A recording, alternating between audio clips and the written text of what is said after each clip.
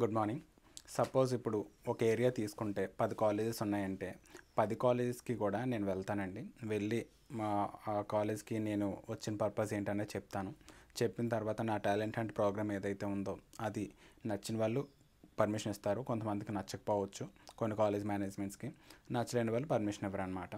Permission ఇచ్చిన కాలేజ్కి నేను వెళ్ళి ఒక గంట 1 అవర్ మించి నేను ఉండను. ఆ 1 అవర్లో కూడా స్టూడెంట్స్ని అడుగుతా అనమాట, ఏం అవుదాం అనుకుంటున్నారు అనేది ఫస్ట్ క్వశ్చన్. ఇప్పుడు ఇన్స్టెంట్గా సొసైటీకి ఏ విధంగా ఉపయోగపడతారు మీరు అనేది రెండో క్వశ్చన్ అడుగుతాను. ఇది మోస్ట్లీ రూరల్ ఏరియాలో ఉన్న డిగ్రీ కాలేజెస్కే వెళ్తున్నాను ఇప్పుడు ప్రస్తుతం. ఆ ఇంటర్ కాలేజీలకి ఏది వెళ్ళట్లేదు నేను. తర్వాత ఇంజనీరింగ్ కాలేజీలకి ఇప్పుడు ప్రస్తుతం అయితే వెళ్ళట్లేదు. తర్వాత వెళ్తా డిగ్రీ కాలేజ్, రూరల్ ఏరియాలో ఉన్న డిగ్రీ కాలేజ్ కంప్లీట్ అయిపోయిన తర్వాత ఇంజనీరింగ్ కాలేజెస్ కూడా వెళ్ళే అవకాశం అయితే ఉంది, వెళ్దాం అనుకుంటున్నాను. సో ఈ కాలేజ్కి వెళ్ళిన తర్వాత నేను ఎప్పుడైతే పిల్లల్ని అడుగుతానో, అడగడానికి రీజన్ ఏంటంటే 100 రూపీస్ ఇచ్చి మరీ అడుగుతాను. ఎందుకు అడుగుతానంటే, ఇప్పుడు జాబ్ రాకపోయింది అనుకోండి, గవర్నమెంట్ని తిడతారు. ఏ గవర్నమెంట్ అనేది అనవసరం, రూలింగ్ గవర్నమెంట్ ఏదైతే అది, వాళ్ళని తిడతారు. జాబ్ రాలేదు, జాబులు సరిగ్గా తీయట్లేదు అని చెప్పి. మనకి ఏమొచ్చు అనేది మనం ఆలోచించుకోవాలి అనే ఉద్దేశంతో నేను కాలేజ్కి వెళ్ళడం జరుగుతుంది. ఎప్పుడైతే నేను పిల్లల్ని నించోబెట్టి అడుగుతానో, వాళ్ళు కాలేజ్కి ఎందుకు వస్తున్నారు అనే పర్పస్ కూడా తెలియలేని పిల్లలు ఉన్నారు. అందరూ కాదు, కొంతమంది. ఒక 100 మంది స్టూడెంట్స్ ఉంటే 100 మందిలో కూడా సెల్ఫ్ మోటివేటెడ్, వాళ్ళు ఒక ఆబ్జెక్టివ్తో వస్తారు. ఏం చదువుదాం అనుకుందాము, గోల్ ఏంటి, అవన్నీ కూడా ముందుగా ప్రిపేర్డ్గా వచ్చే స్టూడెంట్స్ ఉంటారు. కొంతమంది ఏంటంటే వస్తారు, ఎందుకు వస్తారో ఎందుకు వెళ్ళిపోతారో తెలియదు, కానీ వాళ్ళకి టాలెంట్ లేదని కాదు, వాళ్ళు కూడా తెలివైన వాళ్ళే, కొంచెం డల్గా ఐడియల్గా ఉండిపోతారనమాట. అలాంటి వాళ్ళు ఉంటారు. ఇంకొంతమంది చదువులో తప్ప ఎక్స్ట్రా కరిక్యులర్ యాక్టివిటీస్లో చాలా షార్ప్గా ఉంటారు. అలాంటి పిల్లలు ఉంటారు, రకరకాల పిల్లలు ఉంటారు.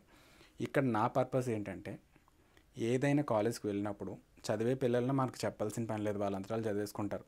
మిగతా వాళ్ళు ఏంటంటే, వీళ్ళు ఒక 50% ఉన్నారనుకోండి, వీళ్ళు డిగ్రీ రిలీవ్ అయిపోయిన తర్వాత సొసైటీలో ఎంటర్ అవుతారు. వాళ్ళ కాళ్ళ మీద వాళ్ళు నిలబడే పరిస్థితిలో ఉండాలి, కుటుంబాన్ని పోషించుకోవాలి. ఇవి రెండు చేయాలనుకుంటే ప్రస్తుతం సమాజానికి ఏదో విధంగా ఉపయోగపడితేనే కదా జరుగుతుంది. ఆ సమాజానికి ఉపయోగపడలేని పరిస్థితిలో ఉన్న వాళ్ళు ఉంటే వాళ్ళకి అన్ఎంప్లాయ్మెంట్ కాకపోతే ఇంకేముంటుంది అనేది నా క్వశ్చన్ అనమాట. సో ఇదంతా కూడా కొంతవరకైనా తగ్గించాలి అనే ఉద్దేశంతో ఈ ఇనిషియేటివ్ అనేది తీసుకోవడం జరిగింది. టాలెంట్ హంట్ అనే ప్రోగ్రాం పెట్టి ప్రతి కాలేజ్కి వెళ్ళిన తర్వాత ఇలా క్వశ్చన్స్ అడిగితే ఎవరంతా వాళ్ళు ఆలోచించుకునే అవకాశం నేను కల్పిస్తున్నాను అనమాట. ఆలోచించుకున్నప్పుడు నేను ఏం ఉపయోగపడతాను సొసైటీకి, కనీసం నాకు నేనేమన్నా ఉపయోగపడతానా లేదా అనేది ఆలోచించుకుంటారు. ఇంటికి వెళ్ళిన తర్వాత కూడా మళ్ళీ ఆలోచిస్తారు, 100 రూపాయలు వచ్చి ఇచ్చాడు, ఎందుకు ఇచ్చాడు అసలు, పిచ్చోడా, ఏ ఏ కారణంతో ఇచ్చాడు అనేది క్వశ్చన్ వస్తుంది ప్రతి ఒక్కరికి కూడా. వచ్చినప్పుడు ఓకే, నేను ఆలోచించుకోవాలని ఇచ్చాడు అనే ఆలోచన పిల్లోడికి వచ్చిందంటే కొంతవరకైనా కనీసం 1% అయినా చేంజ్ వచ్చే అవకాశం ఉంటుంది అనే ఐడియాతో నేను వచ్చి ఇవ్వడం జరుగుతుంది.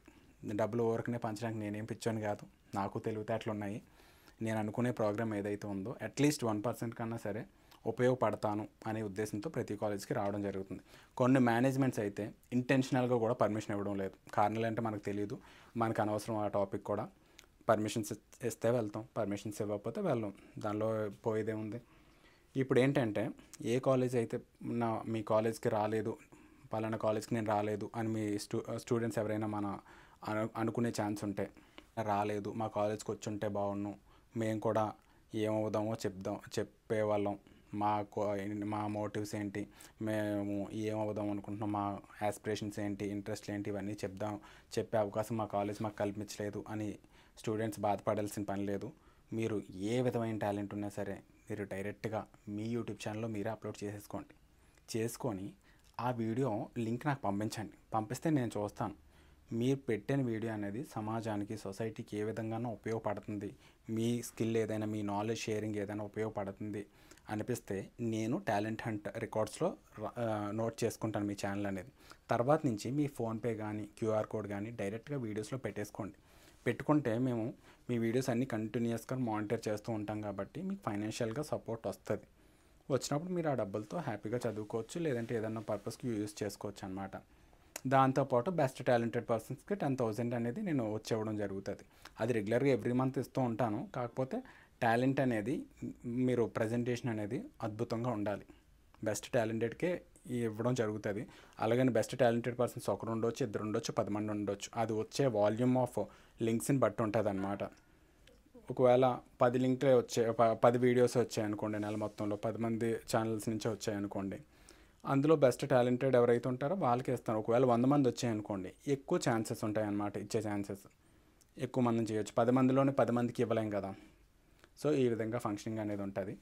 సో ఎవరి కాలేజ్కైనా రాకపోయినా ఇబ్బంది ఏం పడకండి. మీరు మీకు టాలెంట్ ఏది ఉన్నా సరే మీ యూట్యూబ్ ఛానల్లో మీరే పెట్టుకొని అప్లోడ్ చేయండి చాలు.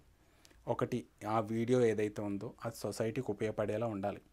సపోజ్ కొంతమంది ఏంటంటే షర్ట్ వేసుకుంటున్నారు, అది వీడియో పెడుతున్నారు, అది సొసైటీకి ఉపయోగం కాదు. మీరు వేసుకున్నారు, మీరు మురిసిపోవాలి, అంతే తప్ప సొసైటీకి ఉపయోగం కాదు.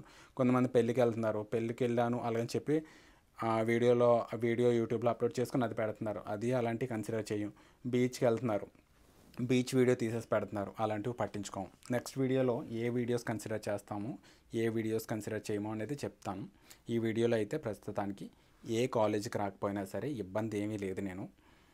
మీరు డైరెక్ట్గా మీకు ఏదైతే టాలెంట్ ఉంటుందో సొసైటీకి పనికొచ్చేది అది మీరు మీ యూట్యూబ్ ఛానల్లో ప్రజెంట్ చేసుకొని లింక్ నాకు పంపించండి.